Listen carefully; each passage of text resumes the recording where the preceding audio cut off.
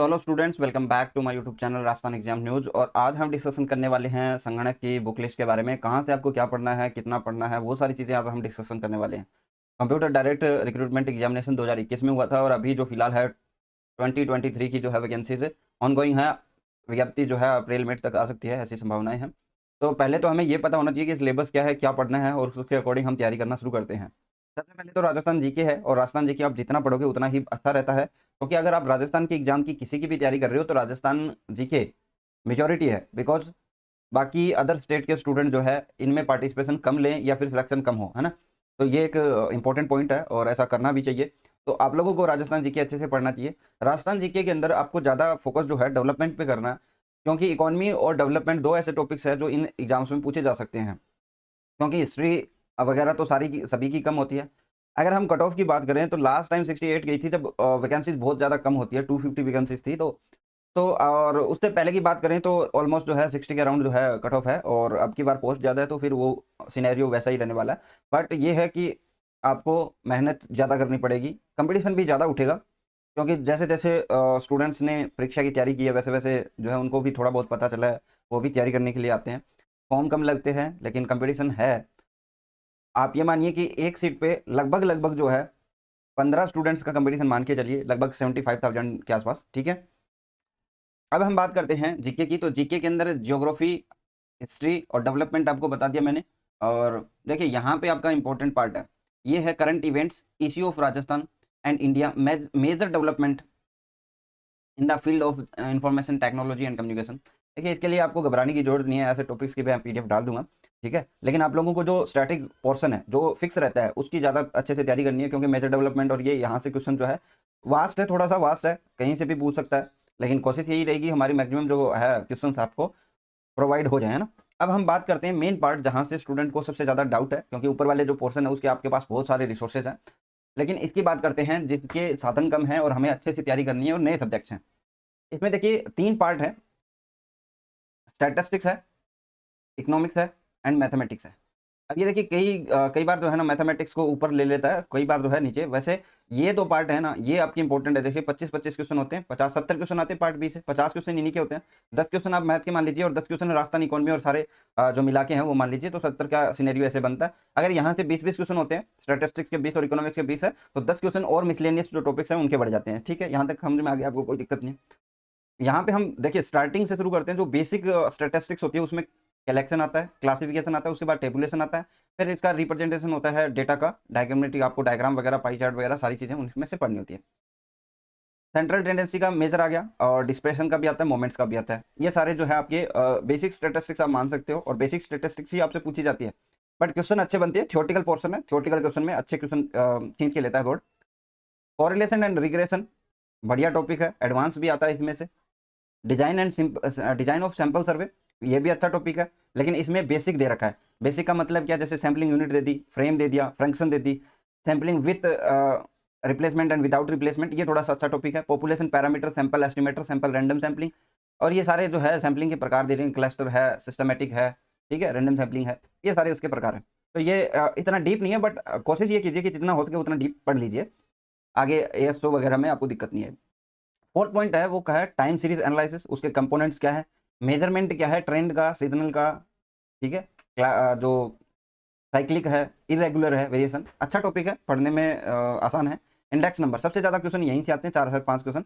Use है, type and limitation है index number की, कंस्ट्रक्शन कैसे करोगे, simple and weighted aggregate method है, simple and weighted average price relative है, चेन बेस्ड इंडेक्स नंबर है, फेस शिफ्ट है, कॉस्ट ऑफ लिविंग इंडेक्स है। देखिए इसमें एक चीज़ मैं बता दूं कि आप ऐसे ही टीचर से पढ़िएगा जो आपको एक वे में पढ़ा सके। जैसे यहाँ पे इंडेक्स नंबर देखा आपने, तो उसका यूज है, टाइप्स एंड लिमिटेशन है कि मतलब उसके कितने टाइप और क्या इसकी लिमिटेशन है, फिर उसके बाद कंस्ट्रक्शन है यानी कैसे बनेगी, और ये चीज़ें यहाँ पे अंडरस्टैंड करके ही आप क्वेश्चन कर पाओगे, ये ध्यान रखना, ठीक है। रट्टा मार के नहीं कर पाओगे, बुक पढ़ के नहीं कर पाओगे जल्दी से। तो थोड़ा सा अंडरस्टैंडिंग आपको चलना पड़ेगा, जो चीज़ें किताबों में लिखी हुई है वो भी आपको समझते हुए चलना पड़ेगा। ऐसा नहीं है ऊपर ऊपर से आप पेंसिल घुमा रहे हो और याद हो रहा है, नहीं, ऐसा नहीं होगा। वाइटल स्टैटिस्टिक्स, पूरा पूरा डेटा आपको देखना है, collection of vital statistics, measure of mortality और फर्टालिटी रेट्स एंड पॉपुलेशन ग्रोथ, ये 3 चीज़ों के बारे में आपको थोड़ा सा फॉर्मूला वगैरह अच्छे से देखना है। स्टैटिस्टिकल सिस्टम और ऑर्गेनाइजेशन इंडिया राजस्थान, ये सारे आप लोगों को पता है, वैसे भी कहीं से भी कर लेना। जैसे इसमें पहला तो ऐसा नहीं है जो कि आपका सिस्टम ऑफ नेशनल अकाउंटिंग है, दूसरा जो है MSPI आता है, जो आपका ministry of statistics and programme implementation है, जो आपके योजनाओं का क्रियान्वयन करता है। फिर CSO है, NSSO है, इनको सभी लोग जानते हैं। RGI है, नीति आयोग है, रिजर्व बैंक है, और directorate of economics and statistics है राजस्थान के अंदर। ये यहाँ तक जो है स्टैटिस्टिक्स है, और उसमें से ये दो जो पार्ट है 6-7, ये थोड़े से कम इंपॉर्टेंट्स होते हैं, क्योंकि इनमें से 1-2 क्वेश्चन पूछता है। वाइटल स्टैटिस्टिक्स से आपको फॉर्मूला पूछता है, ठीक है। ऑर्गेनाइजेशन भी अच्छा टॉपिक है, याद करने वाला टॉपिक हो जाता है। इकोनॉमिक कॉन्सेप्ट देखिए, ये सारी बेसिक्स है। इकोनॉमिक्स कॉन्सेप्ट के अंदर आपको law of demand and supply, elasticity concept पढ़ना है उसका, डिमांड फोरकास्टिंग यानी मांग का पूर्वानुमान, प्राइस डिटर्मिनेशन यानी आपका मूल्य निर्धारण, अलग अलग जो आपके मार्केट्स है उसमें, नेशनल इनकम है, इकोनॉमिक ग्रोथ है, प्लानिंग है, महंगाई, इन्फ्लेशन, मुद्रास्फीति है, मनी है, बैंकिंग एंड फाइनेंशियल इंक्लूजन है। अच्छे टॉपिक्स हैं, सभी पढ़ने लायक है, कॉमर्स के स्टूडेंट को पढ़ना भी चाहिए। फिर आता है इकोनॉमी ऑफ राजस्थान, आपको आर्थिक समीक्षा अच्छे से देखनी है। Agriculture, industry, livestock, infrastructure development, public finance, state income, poverty, employment and human development, देखिए ये चीजें, और ऊपर जो डेवलपमेंट मैंने बोला, वो दोनों चीजें मिला के आर्थिक समीक्षा वो अच्छे से, इकोनॉमिक सर्वे जो है वो अच्छे से पढ़ के जाना है, वहां से क्वेश्चन आ जाते हैं आराम से, कोई दिक्कत नहीं है। उसको बस आपको 2, 4, 5 से 10 बार रिवाइज करना है। एलिमेंट्री मैथमेटिक्स है, उसमें डेसिमल फ्रैक्शन है, परसेंटेज है, ratio and rates and ratio है, average, simple and compound interest है, स्क्वायर रूट्स है। देखिए डेसिमल फ्रैक्शन आप पढ़ रहे हो तो वहीं से आपका मिलता जुलता नंबर सिस्टम भी होता है, तो थोड़ा क्वेश्चन एडवांस भी आ सकता है अगर आप देखो तो। Basic of computer, MS word, excel, power point, basic of knowledge of internet, ये इसका आसान सॉल्यूशन है। इसकी PDF आपको मिल जाएगी, वहां से आपका कोई भी क्वेश्चन बाहर नहीं जाएगा, आपको पुराने क्वेश्चन भी मिल जाएंगे, वहां से पढ़िए, अच्छे से हो जाएगा। अब बात आती है कि बुक्स कौन सी प्रेफर करें। देखिए मैं कभी भी मार्केट की बुक्स को आपको प्रेफर नहीं करूंगा, और क्योंकि देखिए आप एक बुक लेते हो जो 250 पेज की है, और उसके अंदर सारे सब्जेक्ट दिए हुए हैं, और आप उसको पढ़कर ये सोचते हो कि सिलेक्शन हो जाएगा, थोड़ा सा इंपॉसिबल लगता है। हो सकता है उसमें से सारे क्वेश्चन आ जाए, लेकिन थोड़ा सा इंपॉसिबल लगता है, आप उसके भरोसे नहीं जा सकते। क्यों? क्योंकि देखिए बुक्स होती है, उसमें से कुछ चीजें ली जाती, कुछ चीजें नहीं ली जाती। अब वो ली जाती चीजें पूछ लेती है तो बुक बेस्ट है, अगर नहीं ली जाती तो फिर आपका बेड़ा गर्क है। ये 2018 के अंदर हो चुका है। 2021 के अंदर में भी कोई बुक में से क्वेश्चन आए हो ना हो वो मुझे नहीं पता, बट ठीक है। आपको बुक्स जो प्रेफर करनी है वो आपकी बुक्स ऑथेंटिक होनी चाहिए थोड़ी सी। मैं आप लोगों को कुछ बुक्स दिखा देता हूँ। देखिए ये एक बुक्स है, व्यावसायिक सांख्यिकी, बिजनेस स्टैटिस्टिक्स, RBD की बुक है ये, और ये देखिए यूनिवर्सिटी की बुक है। RBD की अभी जो बुक्स आएगी संगणक वगैरह की, ये बेकार बुक्स होते हैं। मैं ऑफिशियली आप लोगों को पीछे पुरानी बुक्स हैं, आप देखोगे, उनसे पूछना जिन्होंने 2018 में तैयारी की थी, उनके साथ कैसा हुआ था। देखिए यहाँ से आपको ये टॉपिक्स है, इसके अंदर मैं आपको बताता हूँ कहाँ से आपको पढ़ना शुरू करना है। देखिए संख्यांकी का उद्भव और अर्थ एवं परिभाषा कभी नहीं पूछा गया, तो इसको छोड़ सकते हो। कार्य महत्व भी छोड़ सकते हो, बस कार्य महत्व वैसे भी आपको याद हो जाएंगे, उसमें उतना बड़ा इश्यू नहीं है। प्लानिंग एंड स्टेट, ये थोड़ा सा पढ़ लेना, इसको आइडिया लग जाएगा कि आपको कहाँ से शुरू करना है। आयोजन होता कैसे है, जब आप स्टैटिस्टिकल इन्वेस्टिगेशन करते हो तो कहाँ से आयोजन होता है, ये एक अच्छा टॉपिक है, और इसमें ज़्यादा पेजेज भी नहीं है, ठीक है। तो ये एक अच्छा टॉपिक है, थोड़ा सा पढ़ लेना, आपको थोड़ा सा फायदा मिल जाएगा। फिर आता है कलेक्शन ऑफ डेटा, सीधा सीधा है, आपको वो भी देखा था मैंने, सिलेबस दिखाया, सिलेबस के अंदर सीधा सीधा दिया हुआ है। प्रतिदर्श अनुसंधान, सेंसस एंड सैंपल, ये भी पढ़ लेना, इंपॉर्टेंट है थोड़ा सा, ठीक है। कुछ चीजें रिलेट करने के लिए पढ़ी जाती है, कुछ चीजें आप डायरेक्टली पढ़ सकते हो। देखो जैसे आप अगर यहाँ से अगर देखोगे तो ये 4th पॉइंट दिख रहा है आपको, समकों का संग्रहण, उसके बाद सीधा आपका टॉपिक आता है वर्गीकरण, जो 7वां टॉपिक है, ठीक है। लेकिन आपको ये जो दो है बीच में, संगणना एवं प्रतिदर्श अनुसंधान, और समकों का संपादन और संख्यांकीय विवरण, ये ऐसे टॉपिक हैं जो आपको कोरिलेट करने में मदद करते हैं। उससे आपको पता चलता है कि वास्तव में हम क्या कर रहे हैं डेटा के साथ, है ना। तो थोड़ा सा उसको पढ़ लेना आराम से, ज़्यादा नहीं है, ठीक है, सिंपल सी चीज़ें हैं। वर्गीकरण के बाद आपको पता है टेबुलेशन, जो कि मैंने पहले ही बताया था, वो आएगा। फिर उसके बाद देखिए यहाँ पे है चित्र में प्रदर्शन, डायग्रामेटिक जो रिप्रेजेंटेशन है, जो आपको सिलेबस में दिया हुआ है, वो यहाँ पे दिया हुआ है, तो लास्ट टॉपिक है ना, ठीक है। अगर आप चाहो तो नीचे वाला टॉपिक भी पढ़ सकते हो, जैसे ये दे रखा है ना, समको द्वारा का बिंदु रेखीय प्रदर्शन, हालांकि चित्र में प्रदर्शन से आ जाते हैं सारे क्वेश्चन, ठीक है। फिर उसके बाद आता है आपका ये रहा प्रैक्टिकल एवरेज, ये सेंट्रल टेंडेंसी इसमें आ जाती है सारी की सारी, ठीक है। बड़ा टॉपिक है, यहाँ पे क्वेश्चंस वगैरह ज़्यादा दिए रहते हैं, बट ये अच्छा है। स्टैटिस्टिकल एवरेज जो है इसमें आ जाएंगे सारे आपके। फिर उसके बाद जो माप दे रखे थे, अपकिरण के जो माप है वो यहाँ पे दे दिए, ठीक है। उसके बाद स्क्यूनेस है आपका, आपको कुटोसिस पूछा नहीं है, मोमेंट्स यहाँ पे दे रखा है, परिघात, फिर इंडेक्स नंबर आपको दे रखा है, फिर आपको सेसमन दे रखा है, प्रतिगमन विश्लेषण दे रखा है। ऐसा कोई टॉपिक छूटा है क्या? देखिए आपके जो टॉपिक्स है उसमें से कुछ टॉपिक छोटा गया, कलेक्शन आ गया, क्लासिफिकेशन आ गया, टेबुलेशन आ गया, प्रेजेंटेशन आ गया, डेटा का मेजर सेंट्रल टेंडेंसी आ गई, डिस्पर्सन आ गया, मोमेंट्स आ गया, कोरिलेशन एंड रिग्रेशन आ गया, डिजाइन ऑफ सैंपल सर्वे रह गया, टाइम सीरीज एनालिसिस आ गया, नहीं वो नहीं आया, टाइम सीरीज एनालिसिस नहीं आया, इंडेक्स नंबर आ गया, वाइटल स्टैटिस्टिक्स इसमें शायद नहीं है, इसमें वाइटल स्टैटिस्टिक इन्वेस्टिगेशन पड़ा हुआ है, मैं बताता हूँ आपको कहाँ पे मिलेगा ये, ठीक है। यहाँ पे सैंपल्स इन्वेस्टिगेशन, मतलब ये जो 2 टॉपिक है ना जो बीच में बताए, ये 5 और 6, इसमें से आपको आइडिया बहुत अच्छा लगेगा। इस क्वेश्चंस आते हैं तो पता है आपको, कहीं से पूछ ले तो वो आपको लगता है कि कहीं से आगे, लेकिन वो होते हैं इसके रिलेटिव टॉपिक्स में। फिर आप एक ये बुक्स ले सकते हो, देखिए शोध प्रणाली और उत्तर व्यावसायिक सांख्यिकी, ठीक है, ये research and methodology advance and business statistics. देखिए मैं किसी का प्रमोशन तो नहीं करूंगा, बट ये है कि जो चीज़ें मैंने पढ़ी है या फिर जो चीज़ें जहाँ से क्वेश्चंस आने की ज़्यादा संभावना होती है और जो ऑथेंटिक सोर्स है, वो चीज़ें मैं आप लोगों को बता रहा हूँ। आपकी मर्जी, आप लो ना लो, उसमें कोई फर्क नहीं पड़ता, ठीक है। अगर हम आगे बात करें तो यहाँ से आप मोमेंट्स पढ़ लेना, ये थोड़ा सा एडवांस आ जाएगा उसमें, ठीक है। और काल श्रेणी का विश्लेषण यहाँ पे है, टाइम सीरीज एनालिसिस, सेसमंद भी यहाँ से पढ़ सकते हो, थोड़ा सा एडवांस अगर आपको पढ़ना है बेस पहले, लेकिन वो बुक पढ़ोगे ना तो आपका बेसिक कंप्लीट हो जाएगा, ठीक है।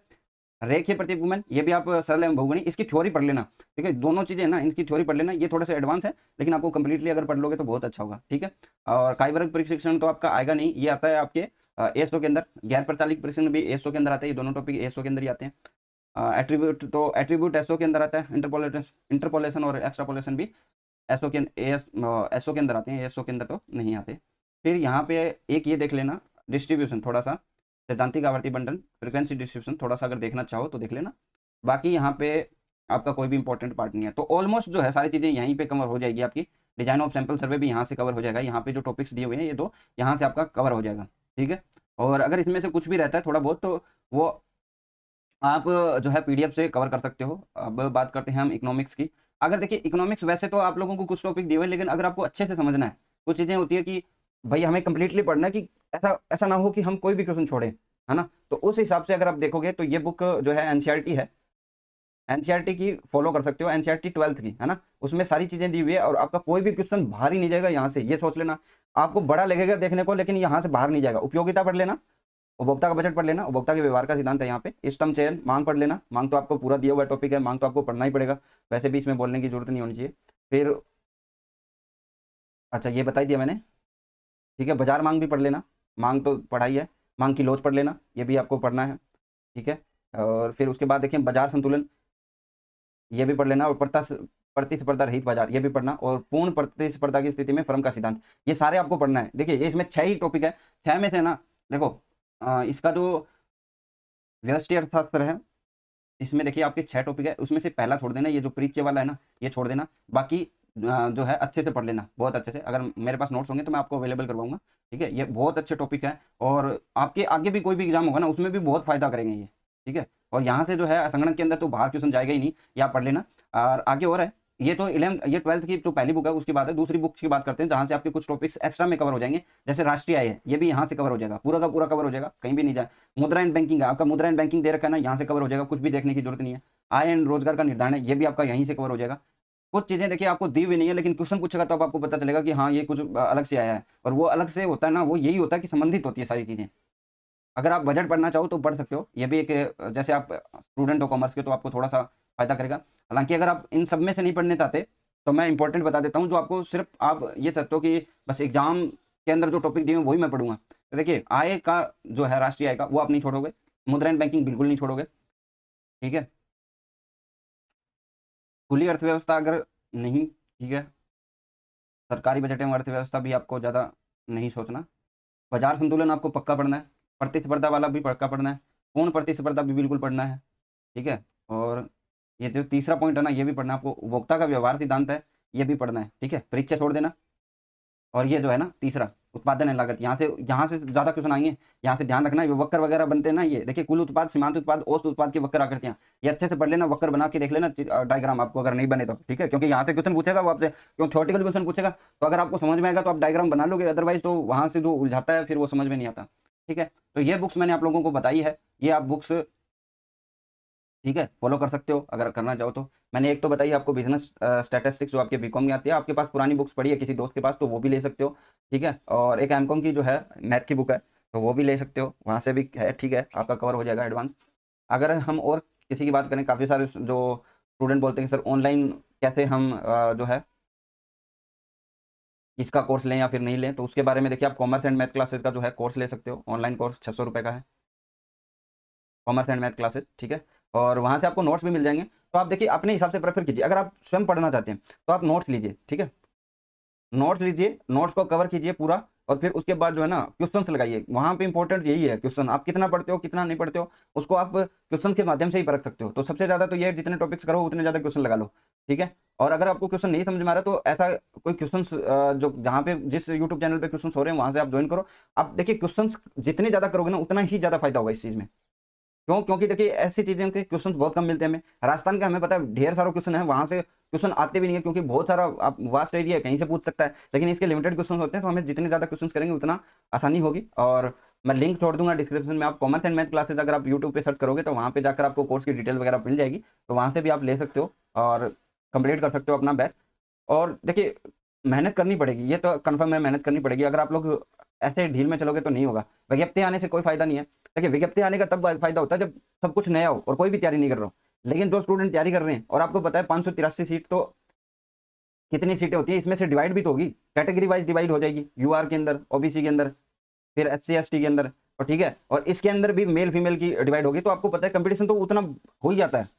इसलिए अगर आप तैयारी करना चाहते हो तो पढ़ो। देखो इसमें नुकसान क्या है, जैसे मान लीजिए कि आपने राजस्थान जीके पढ़ा, तो इसमें नुकसान क्या है, आपका राजस्थान एलडीसी के अंदर भी काम आएगा। अब काफी सारे स्टूडेंट बोलते हैं कि हाईकोर्ट एलडीसी के अंदर 100+ क्वेश्चन सही है, क्या हम टाइपिंग करें? अरे टाइपिंग तो करो, टाइपिंग तो एलडीसी के अंदर बाद में काम आ जाएगी। अगर आप राजस्थान जीके के अंदर पढ़ लेते हो तो उसमें कोई नुकसान है क्या? आगे कोई वैकेंसी आएगी तो उसमें आएगा। संगणक वैकेंसी है, मान लीजिए कि 2 महीने लेट हुई है, 2 महीने आप कुछ नहीं पढ़ रहे हो, अगर मान लीजिए कि वो वैकेंसी तीसरे महीने आ जाती है और बोले कि 1 महीने बाद एग्जाम है, तब आप क्या करोगे? तो ये चीजें देखिए वही चीज है कि आप लोग क्या है बीच में रेस्ट लोगे तो वो नुकसान होगा। अगर आपने ठान लिया कि ये करना है तो बस करना है, ठीक है, बाकी चीजों पे हम फोकस ही नहीं करेंगे। और ये बात तो आप कंफर्म समझते हो कि जो भी आपने पढ़ा है, एक अक्षर भी अगर आपने पढ़ा है तो वो आपके काम आएगा। मान लीजिए किसी ने अगर 10th के अंदर पहले, मान लीजिए 10th से पहले पहले मैथ पे इतना तवज्जो नहीं दिया, तो आज उसको मैथ की प्रॉब्लम है कि नहीं है? तो वही चीजें हैं, जो चीजें हम छोड़ते जाते हैं ना वो चीजें हमें आगे जाकर परेशान करती है। अगर आज हमने तैयारी कर ली होती तो उसमें कोई समस्या नहीं है। ठीक है, आज की वीडियो यहीं पे रखते हैं, लंबी हो जाएगी वीडियो। और बस अगले इतना ही। Thank you, bye, have a nice day. तैयारी करिए, इंपॉर्टेंट है।